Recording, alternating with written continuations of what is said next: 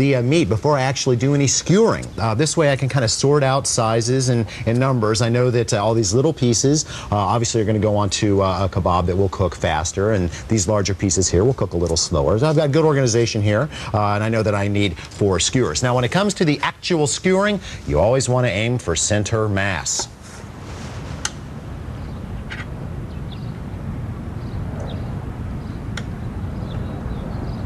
Now we face the #1 kebabbing dilemma. Do we leave the meat packed in together or do we space it? Now, all packed together like this, we've got stability. The meat is a lot less likely to spin as we turn the kebab, but we don't have much in the way of surface area. By spreading out the meat, just putting a bare ½ inch in between each piece, we increase the surface area by a factor of, I don't know, maybe, wow, almost 1.5 times, which means that these pieces are going to cook faster, and of course there's going to be more char, and char equals flavor. You can see where I'm going with this. Besides, one of the reasons that I think we can go with spacing here is that by using sirloin and by skewering it across the grain, we're going to have a little more stability than we would with most other cuts.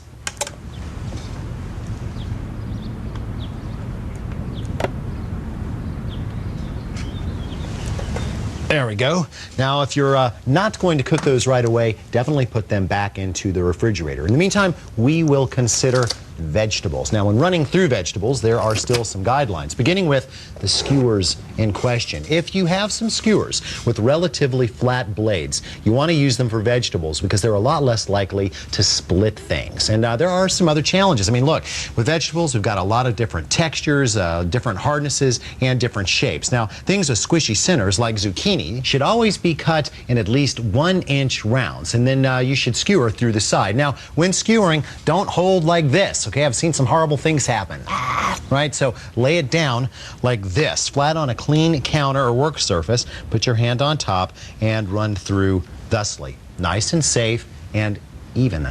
Now, moving on, we've got mushrooms. Now, mushrooms are notorious skewer spinners. So always leave the stem on and always run through the stem from the bottom forward. Like that, okay? Onions. Onions are very popular on kebabs, but cutting them into wedges and then trying to put them on, they always fall apart. So I suggest going with either big hunks of leeks or large pearl onions. Leave them intact, just, you know, trim off a little bit from both ends. Then when you run those through, go through the root end. If you find that there's too much resistance with something like an onion, hold the food with a rolled up kitchen towel so that if the skewer slips, it doesn't slip too far, if you get my drift. There you go.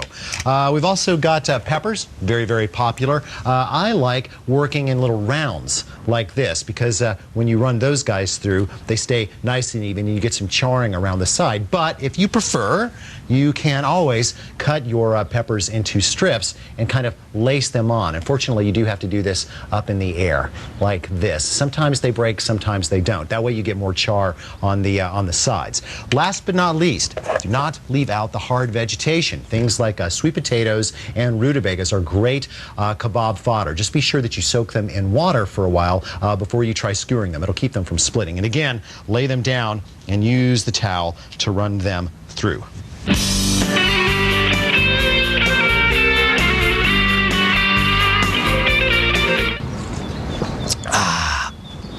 Although you can certainly successfully cook your kebabs under the oven broiler, it is a tedious task at best.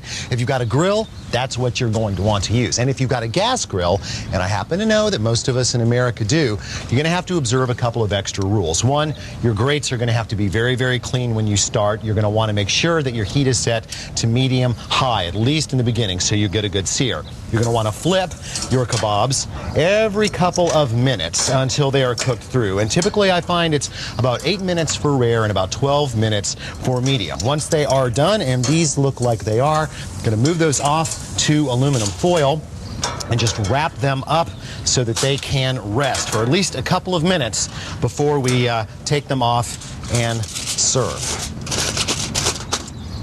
Now, if you are in possession of a charcoal grill or a fire bowl, otherwise known as a brazier, you are in luck, and so are your kebabs. Now, if you were to look at cooking scenes portrayed in paintings from, say, 13th century India, 14th century Persia, or Turkey, you'll see that the kebabs are always suspended over fire, not put right down on grill grates. That's strictly a Western cooking kind of thing. So, if you've got a charcoal grill, what you can do is remove the cooking grate, line some bricks around where the charcoal is, and then just lay the kebabs across the bricks. That will let you get them nice and close. I like to be about 2 inches off the charcoal. What that lets you do is to use a very small amount of charcoal, which of course is in keeping with the whole economy of this method. And of course, it creates a lot of flavor. But you are going to have to turn them frequently, which is a good thing. I usually turn them about every minute until they are done to my liking, and I like them medium with this kind of meat. Now, if you've got skewers with really big loops, odds are good you'll be able to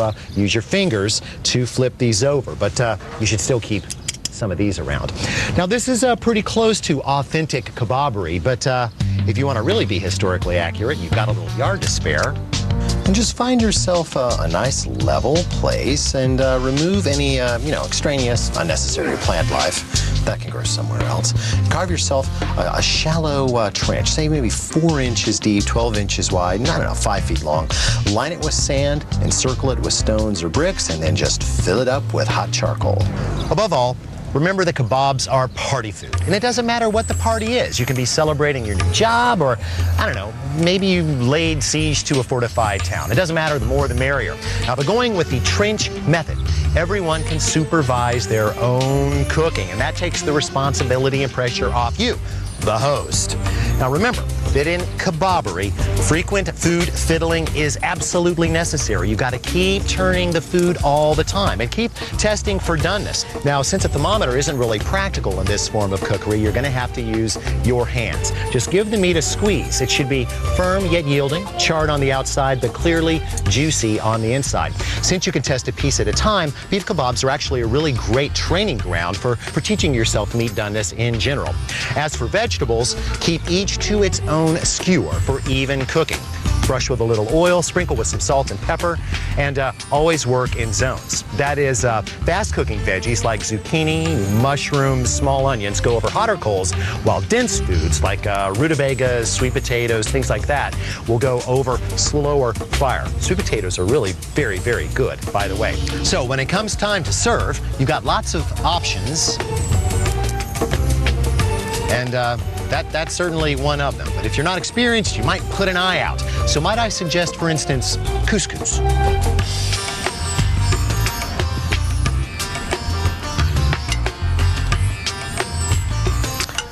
There you go, you guys eat up. Of course, what I like to do is just grab a piece of hot buttered pita and make myself an Istanbul hot dog.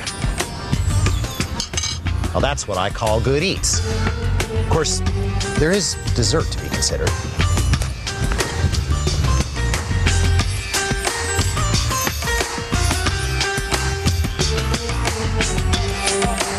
Say the words kebab and dessert, and I think fruit. Just as meat appreciates a little bit of a soak and a marinade before facing the fire, so does fruit appreciate a little syrup. Split 1 vanilla bean and scrape out the pulp, preserving both the pod and the pulp. Place a small saucepan over medium-high heat. Dump in 1 firmly packed cup of brown sugar, half a cup of freshly squeezed lime juice, a pinch of salt, and the remains of the bean.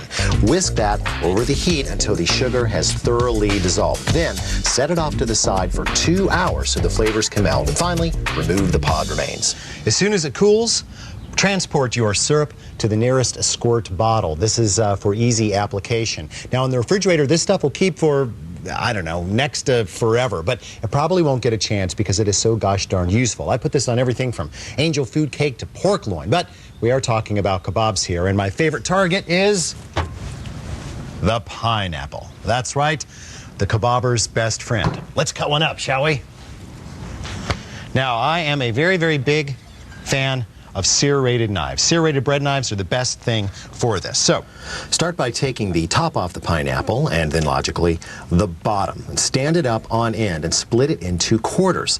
Lay down those quarters and carefully split those into eighths. Then stand up each piece and just shave off the core. Then lay it down and fillet off the skin. Watch your fingers.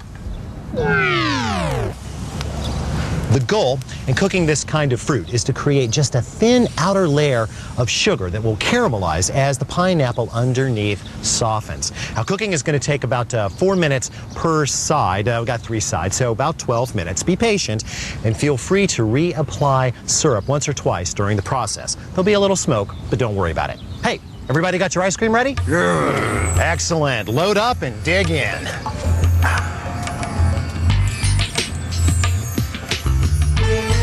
Well, I hope your appetite is ready and willing to embrace some skewer-centric cuisine. Not only do shish kebabs link us to a more colorful, simpler time that can help you make the most of your current time, not to mention your food budget. Like my Uncle Rudy used to say, if you can't drive a steak through it, it ain't good eats. See you next time.